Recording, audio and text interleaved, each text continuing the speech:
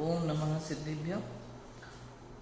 नमो अरिहन्ताणं नमो सिद्धाणं नमो आयर्याणं नमो उवज्झायाणं नमो लोई सव्यसाहूणम्।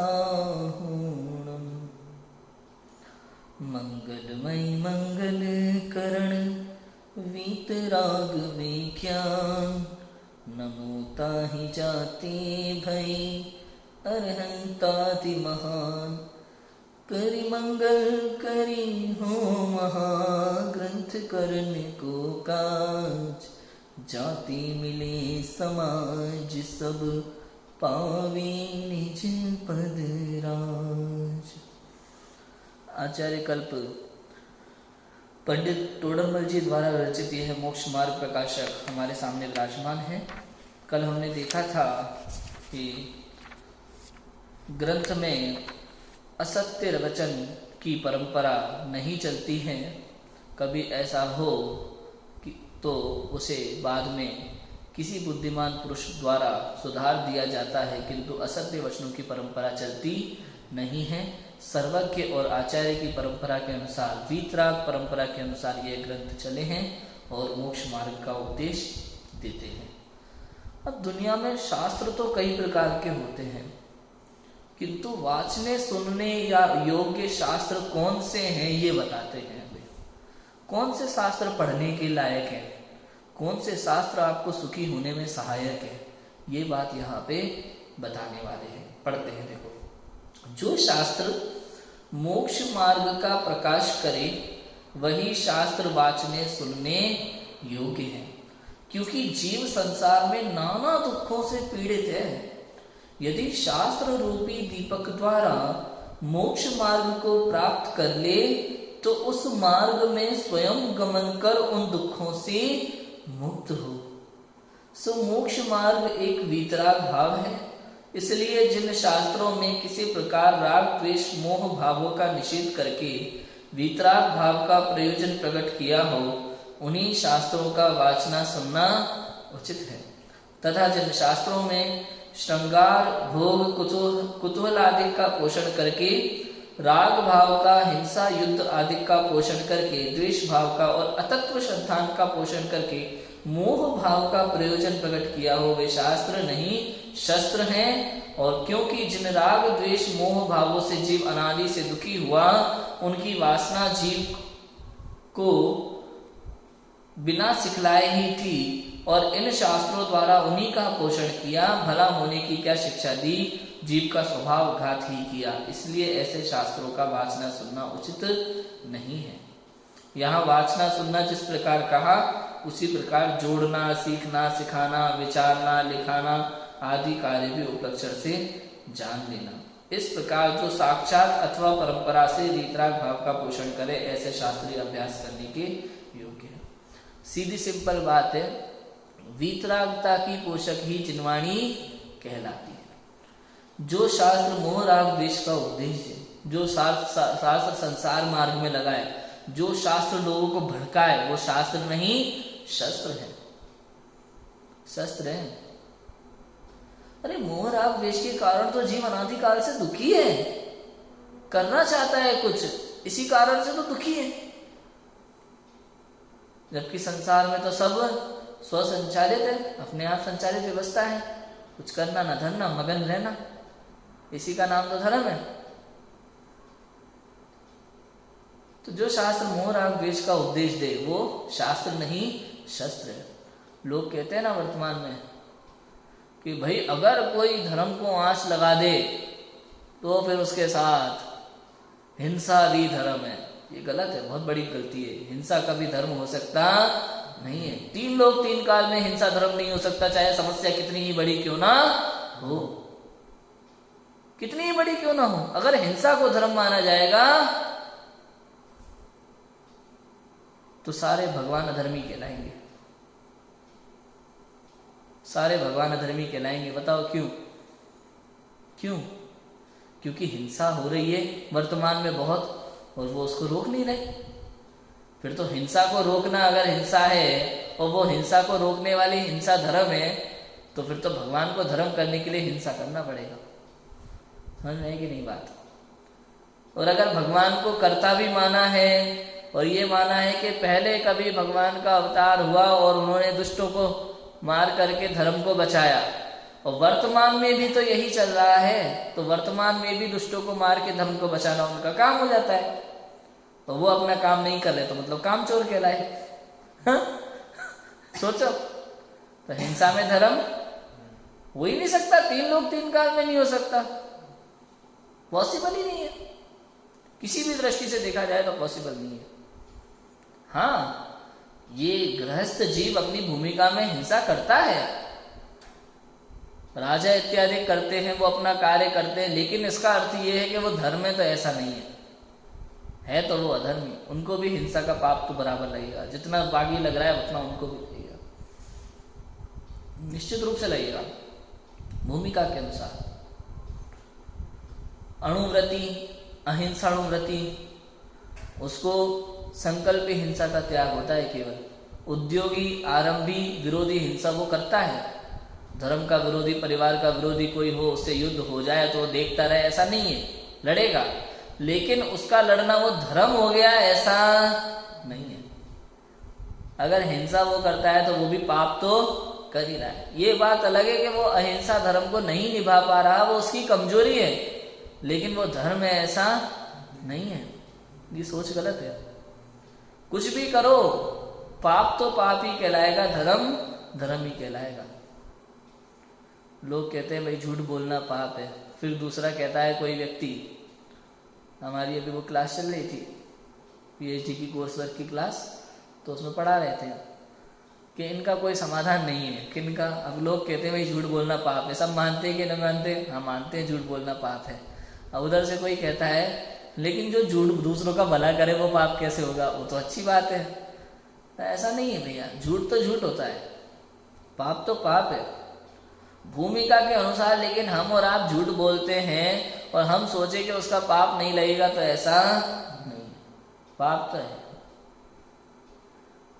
अशुभ कर्म से पाप का बंध और शुभ कर्म से पुण्य का बंध होता ही है। अब यहाँ क्या है, झूठ बोलना पाप है, तो झूठ बोलने से पाप का बंध तो हुआ, लेकिन किसी का अच्छा किया ना आपने, भावना किसी का अच्छा करने का था, तो पुण्य का बंध भी हुआ और दोनों का उदय आएगा बराबर। लेकिन वो झूठ बोलना पाप नहीं है ऐसा कहना गलत हो जाएगा, पाप तो है।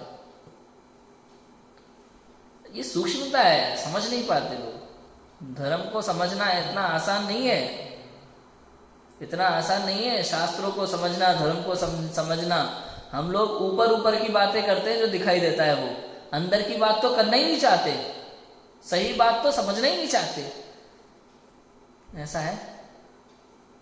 दिगंबर मुनिराज सत्य महाअमृत के धारी होते हैं, दुनिया इधर से उधर हो जाए लेकिन वो झूठ नहीं बोलेंगे, चाहे कुछ भी हो जाए। और अगर ऐसा होता तो फिर सारे सिद्ध अरिहंत सब अधर्मी कहलाते। अगर झूठ बोलना किसी के भले के लिए झूठ बोलना सही है, धर्म है, तो फिर ये सारे सिद्ध भगवान तो सब तो धर्मी है, सबसे बड़े धर्मी तो वही है, तो वो सब अधर्मी कहलाएंगे।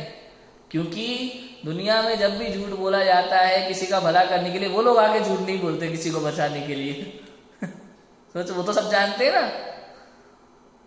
तो इससे सिद्ध होता है कि धर्म तो वीतरागता है, ना 5 पाप धर्म है, ना किसी का अच्छा बुरा करना या किसी के अच्छे बुरे के लिए सोचना धर्म, वो धर्म नहीं है। 5 पाप धर्म नहीं है, किसी का अच्छा बुरा सोचना धर्म नहीं है, बल्कि इन सब से परे स्वयं में जमे रहना वीतराग भाव, वही एकमात्र धर्म है, वही धर्म है। वीतरागता ही धर्म है और कुछ धर्म नहीं है। समझ लेना इस बात को। भाई दुनिया में जो होना है वही होगा। आप कोई महान कलाकार नहीं हो कि आप दुनिया को बदल दोगे आकर के कि हमने किया। भाई चींटी का आयु कर्म है, बचना होगा बचेगा, नहीं बचना होगा नहीं बचेगा। निमित्त से बच गया, तुम उसमें अगर निमित्त हो गए तो तुमने सोच लिया मैंने बहुत बड़ा काम किया, पैर रखने वाला था लेकिन मैंने देख लिया और मैंने बचा लिया उसको, फूल के बड़े हो गए। अरे भैया कुछ नहीं किया लेकिन तुमने अहंकार जरूर कर लिया, और अहंकार से तुमने पाप कमा लिया, धर्म तो ठीक है। ऐसी अहिंसा धर्म नहीं है। अहिंसा माने निस्वार्थ भाव से सहज रूप से जो हमारे जीवन में अहिंसा होती है वो धर्म है। सहज रूप से होती है, वो हमारे विचारों में नहीं आए कि हम ये कर रहे कर करके कुछ करना नहीं होता। कहते हैं ना, अपन किसी की मदद करो। शांता जी, आपने किसी की मदद की 1000 रुपए की, अब आप दुनिया भर में ढिंडोरा फूट रहे हो, मैंने उसको 1000 रुपए दिए थे, मैंने उसको 1000 रुपए दिए थे, मैंने उसकी मदद की थी। मदद है क्या? उल्टा उसकी बेइज्जती कर रहे हो आप, उसका नाम खराब कर रहे हो, उसको नीचे दिखा रहे हो। समझ आया? ऐसे ही बार बार मन में सोचना, मैंने अच्छा काम किया, मैंने ये किया, मैंने वो किया, धर्म थोड़ी है, अहंकार है तो व्यर्थ का। हाँ, ऐसा है। समझ आया? भूमिका के अनुसार काफी कुछ होता है, लेकिन वो धर्म नहीं माना जाएगा। अब कोई सोचे भाई अणुव्रती जीव है, उसके तो केवल संकल्प हिंसा का त्याग होता है, तो विरोधी और आरंभी उद्योगी तो वो कर सकता है। तो कर सकता है मतलब उसको जब धर्म ने छूट दे दी तो हिंसा कर, ऐसा नहीं है भाई। त्याग तो पूरा ही होना चाहिए, लेकिन उतनी भूमिका में वो उतना त्याग करता है तो उतने त्याग का उसको फल मिलता है, बाकी का वो पाप कमा ही रहा है। ऐसा है। समझ में आई बात? कितना क्लियर है? तो शास्त्र रूपी दीपक द्वारा मोक्ष मार्ग प्राप्त कर लें तो उस मार्ग में स्वयं गमन कर उन दुखों से मुक्त हो। संसार में जीवन आदिकाल से दुख पा रहा है, शास्त्र पढ़ ले, सही मार्ग समझ ले, सच्चे सुख का मार्ग समझ ले तो दुख दूर हो सकता है। क्योंकि और वो मोक्ष मार्ग जो है वो एक वीतराग भाव है। वीतरागता ही शांति और मोक्ष का कारण है, सुख का कारण है। इसलिए जिन शास्त्रों में किसी प्रकार राग द्वेष मोह भावों का निषेध करके वीतराग भाव का प्रयोजन प्रकट किया हो, उन्हीं शास्त्रों को वाचना सुनना उचित है। उन्हीं शास्त्रों को केवल वाचना सुनना उचित है। और जहां जिन शास्त्रों में श्रृंगार भोग प्रकट किया हो, श्रृंगार भोग प्रकट किया हो, खाना पीने में धर्म, उसमें प्रशंसा की गई हो, भाई ये तो बहुत कमाल है, भाई हमें भी ऐसा करना चाहिए, तो ये धर्म नहीं है, ये तो पाप है।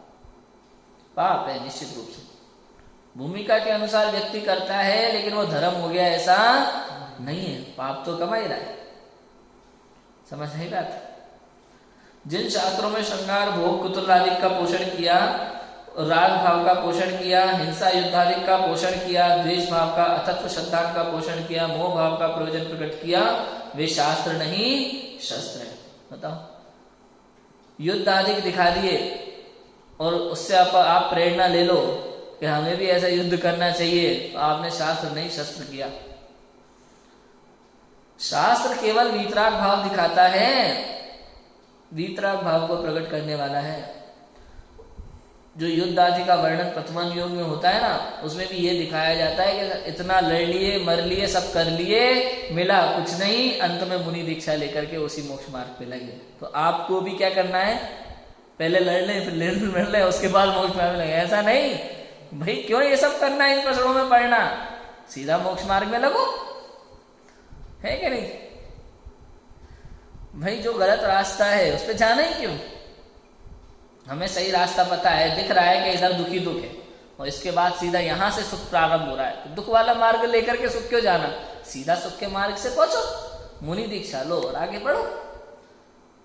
कम से कम मुनि दीक्षा नहीं ले सकते तो जिस भूमिका हो उस भूमिका में धर्म विरोधी कार्य मत करो, हिंसा आदि में धर्म मत मानो। किंचित मात्र भी धर्म नहीं है, थोड़ा सा भी आपने इतना भी धर्म मान लिया ना इन 5 पापों में, तो सबसे बड़े अज्ञानी हो, मिथ्यात्व। क्योंकि पाप तो पाप होते हैं, धर्म नहीं होते। आपने कह रहे थे ना इतना, अरे भाई दूसरे के लिए किया, किसी को बचाने के लिए मारा, तो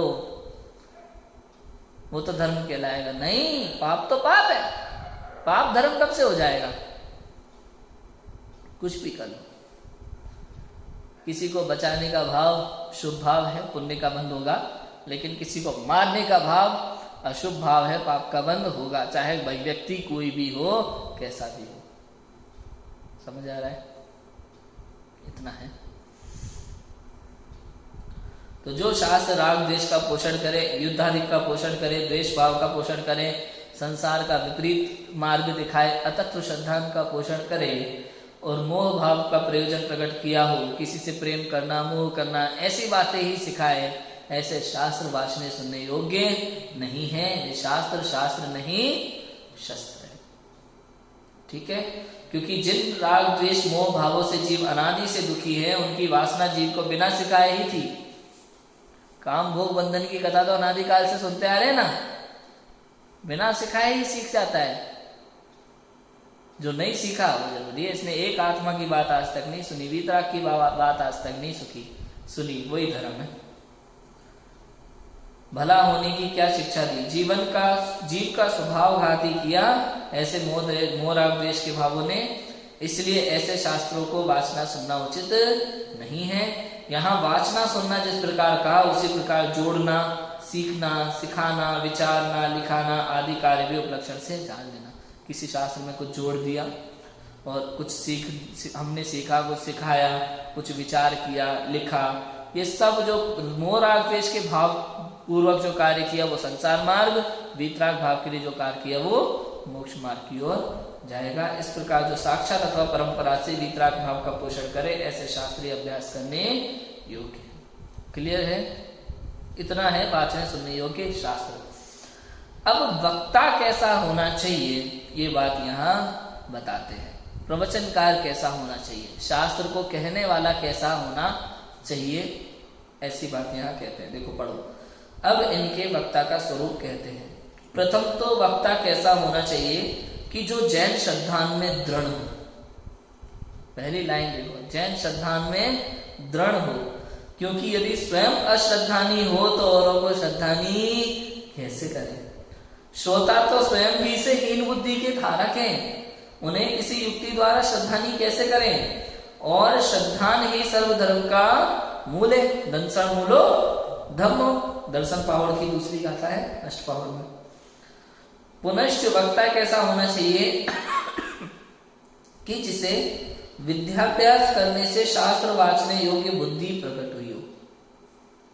विद्या का अभ्यास करने से शास्त्र वाचने योग्य बुद्धि प्रकट हुई हो, पढ़ा लिखा हो। क्योंकि ऐसी शक्ति के बिना वक्ता पने का अधिकारी कैसे हो। पुनः वक्ता कैसा होना चाहिए कि जो सम्यक ज्ञान द्वारा सर्व प्रकार के व्यवहार निश्चय आदि रूप व्याख्यान का अभिप्राय पहचानता हो, स्याद्वार और अनिकांत की शैली को जानता हो, नए प्रमाण की शैली को जानता हो, तभी तो वो सच्चा अर्थ कर पाएगा। क्योंकि यदि ऐसा ना हो तो कहीं अन्य प्रयोजन सहित व्याख्यान हो, उसका अन्य प्रयोजन प्रकट करके विपरीत प्रवृत्ति कराए। पुनः वक्ता कैसा होना चाहिए कि जिसे जिन आज्ञा भंग करने का बहुत भय हो, क्योंकि ऐसा नहीं हो तो कोई अभिप्राय विचार कर सूत्र विरुद्ध उपदेश देकर जीवों का बुरा करे। देखो, सबसे पहली बात तो आप समझो कि वक्ता कैसा हो कि जो जैन श्रद्धान में दृढ़, पक्का जैनी होना चाहिए भैया, जैन श्रद्धान में पक्का हो। ऐसा नहीं कि वक्ता है, प्रवचनकार है, भीड़ इकट्ठी करने के लिए जो श्रोता सुनना चाहते हैं वो सुना दे। शास्त्र में जो लिखा है वो सुनाना आना चाहिए, श्रोता जो सुनना चाहते हैं वो नहीं सुनाए। एक मंदिर की घटना है कलकत्ता की, एक साधर्मी भाई बता रहे थे मुझे, आए थे यहाँ पे।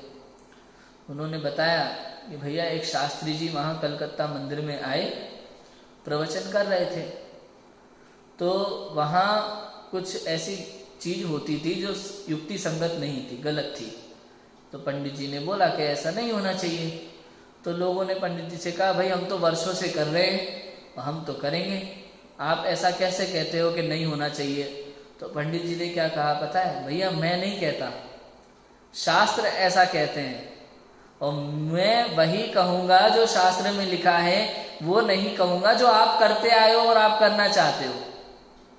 यदि आप जो करते आए हो वही करना चाहते हो तो शास्त्र क्यों पढ़वा रहे हो, क्यों किसी विद्वान से प्रवचन सुन रहे हो। शास्त्र पढ़ना, प्रवचन सुनना किस लिए, ताकि हमसे जो गलतियां हो रही हैं वो हमें समझ में आए और हम अपनी गलतियों को सुधार सके। बराबर है। अब शास्त्र में लिखा कुछ है, विद्वान उसको पढ़ के बता रहा है, लेकिन आप अपनी हट के कारण कह रहे हो कि हम तो बहुत समय से करते आ रहे हैं, हमारे पूर्वज ऐसा करते आ रहे हैं और हम तो यही करेंगे, तो फिर ऐसे व्यक्ति को शास्त्र पढ़ने का सुनने का कोई अर्थ रह जाता नहीं। समझ में आई बात? कितनी गजब की बात है। और कुछ ऐसे होते हैं वक्ता जो लोग जो सुनना चाहते हैं वो सुना देते हैं, भाई चलने दो, हमें क्या लेना देना, और अपना बढ़िया 11,000 का 21,000 का 51,000 का लिफाफा लेके मजे। तो वो वक्ता कहना ले योग्य नहीं है। ये जैन धर्म से विरुद्ध आचरण करे या जिनवाणी के विरुद्ध परंपरा चला दे तो वक्ता कहलाने योग्य नहीं है। आप समझ नहीं सकते एक विद्वान की कितनी बड़ी भूमिका है। आज यहाँ मंदिर में जो भी कार्य हो रहा है, मान लो कोई विधानाचार्य यहाँ मंदिर में है, आपने किसी विद्वान को बुलाया है, अब जो श्रोता है, जो समाज के साधर्मी भाई हैं, भाई बहन हैं, उनको तो नहीं पता क्रियाएं क्या होती हैं, कैसे करना कैसे नहीं करना। उन्होंने विद्वान बुलाया है, विद्वान के हिसाब से कार्य होना चाहिए, है ना। अब कुछ गलत क्रियाएं होती हैं और हम यदि मौन रह करके उसे देखें तो उसे हमारी स्वीकृति मानी जाएगी और गलत परंपरा चल जाएगी। इसमें कितना बड़ा दोष लगेगा, आप सोचो। इसलिए अगर कहीं कुछ गलत हो रहा हो, कोई विद्वान वहां बैठे तो उसे बोलना ही चाहिए, या फिर वहां से निकल जाओ। दो ही काम है, या तो आप बोलो या वहां से चुपचाप निकल जाओ। विद्वान बैठा हो मतलब आमंत्रित विद्वान की बात कर रहा हूं। भाई आपके सानिध्य में कार्य हो रहा है ना, और आपके सानिध्य में कुछ गलती हो रही है तो ये बर्दाश्त होना नहीं चाहिए। जिन मंदिर है भैया, जैन धर्म की बात है, छोटी बात नहीं है, छोटी बात नहीं है, जैन धर्म की बात है। भव भव में रुलना पड़ेगा आपको भी और अन्य साधर्मियों को भी। कितनी बड़ी जिम्मेदारी का काम है। जैसा गुरु वैसा ही चेला, जाए नरक में ठेलम ठेला, ये वाली कहावत हो जाएगी। इसलिए अगर कुछ गलत है, जिनवाणी के विरुद्ध है, तो तर्क सहित, प्रमाण सहित, आगम की बात सहित उसको आप साधर्मियों के सामने रखो। स्वीकार करते हैं तो ठीक, नहीं करते तो वहां से चल दो। क्योंकि जब आपको जिनवाणी की बात स्वीकार नहीं करना है तो हमारा यहाँ कोई काम है ही नहीं। क्लियर हो गई बात? कितनी सिंपल बात है। ऐसा होना चाहिए। तो जैन श्रद्धान में दृढ़ हो, चाहे दुनिया इधर की उधर हो जाए, जिनवाणी की बात के विरुद्ध आचरण नहीं हो उसका। ना जिनवाणी के बात के विरुद्ध खुद आचरण करे, ना दूसरे को करने को कहे। अर्थात जिनवाणी में तो लिखा है कि ऐसा करना चाहिए, और लोगों से कहते हैं हाँ भाई शास्त्रों में हमने भी पढ़ा है, ऐसा भी हो चलेगा, और जबकि ऐसा नहीं है, तो इसका मतलब वो भव भव में रुलेगा, क्योंकि उसने गलत बात कह दी शास्त्र के नाम से। जिनवाणी के नाम से गलत परंपरा नहीं चलाना कभी। कहने का अर्थ ये है। बात समझ में आई? ऐसा है। कितनी बड़ी जिम्मेदारी हो जाती है, बताओ आप। एक सामान्य व्यक्ति जब जिनालय में दर्शन करने जाता है ना, तो लोग उस पर ध्यान नहीं देते। कोई विद्वान जाता है ना दर्शन करने के लिए, लोग घूर घूर कर देखते हैं दर्शन कैसे करता है, पूजन कैसे करता है, उसकी एक एक प्रवृत्ति को देखा जाता है। सीखते हैं लोग, कुछ लोग सीखने के लिए देखते हैं, तो कुछ लोग गलती निकालने के लिए देखते हैं। लेकिन आपकी बात को देखा जाता है, हर चीज को देखा जाता है। समझ में आया कि नहीं आया? इसलिए उसका आचरण उच्च होना चाहिए, ताकि लोगों को गलती निकालने का मौका ना मिले और अच्छे से अच्छी बात सीखने को मिले। ऐसा है। क्योंकि यदि स्वयं अश्रद्धानी हो तो औरों को श्रद्धानी कैसे करेगा? स्वयं को ही जैन धर्म पे भरोसा नहीं है तो दूसरों को कैसे कराएगा? सोचो। जिनवाणी कहती है भैया होली है ना, होली जलाने में जिंदा महिला को जलाने जितना पाप लगता है, रावण को जलाने में दशहरे पे एक जिंदा पंचेंद्रिय व्यक्ति को जलाने जितना पाप लगता है, उसकी अनुमोदना भी नहीं करना। और हम खुद मना रहे हैं, एक वक्ता होके प्रवचन भी करते हैं और खुद भी मना रहे हैं, तो फिर ये सबसे बड़ी गलती है। गलत परंपरा चला रहे हैं। रक्षाबंधन को हमारे जैन धर्म में तो क्या है, मुनिराजों पर उपसर्ग, वैराग्य भाव के लिए हमारे पर्व है। हम उस दिन खाएं, खिलाएं, मिठाई मनाएं, खुशियां मनाएं, धागा बांधने को एक पर्व समझें, तो ये गलत परंपरा चलाना हुआ। ये मिथ्यात्व है। हमारी जिम्मेदारी बनती है कि हम इसके साथी ना बने। महावीर निर्वाणोत्सव पे ज्ञान दीप जलाना था अंतर में, हम मिट्टी के दीप जला के पर्व मना रहे हैं। ये अज्ञान है, अज्ञान है भाई। उस समय की बात है, उस समय बिजली नहीं थी, सब लोग राम जी को देखना चाहते थे, लोगों ने दीपक जलाए। वर्तमान में तो बिजली है, अभी क्यों जला रहे हो? हाँ, घी तेल बर्बाद कर रहे हो दुनिया भर का। तो ये भी अज्ञान है, टोटली अज्ञान। अंदर में मिथ्यात्व का अंधेरा भगा करके ज्ञान दीप का उजाला करना था, बाहर में मिट्टी के दीप जलाते हैं बाहर के अंधकार को भगाने के लिए। इसको धर्म मानते हैं। असली काम तो होता नहीं है, नकली काम करके धर्म समझते हैं। होली और दशहरे पे, होली और दशहरे पे क्या करना था? बुराई पर अच्छाई की जीत का पर्व माना जाता है, इनको पता है। होली और दशहरा, बुराई क्या है? क्रोध बुरा है, अहंकार बुरा है। रावण बुरा नहीं था, उसका अहंकार बुरा था। उसके अंदर जो वासना का भाव था, परिस्त्री रमण का भाव था, वो बुरा भाव था। बुराई वो थी, व्यक्ति कोई बुरा नहीं होता, उसके अंदर की बुराइयां बुरी होती हैं। तो उनको जलाना धर्म नहीं है। शास्त्र की बात ही नहीं समझते हम।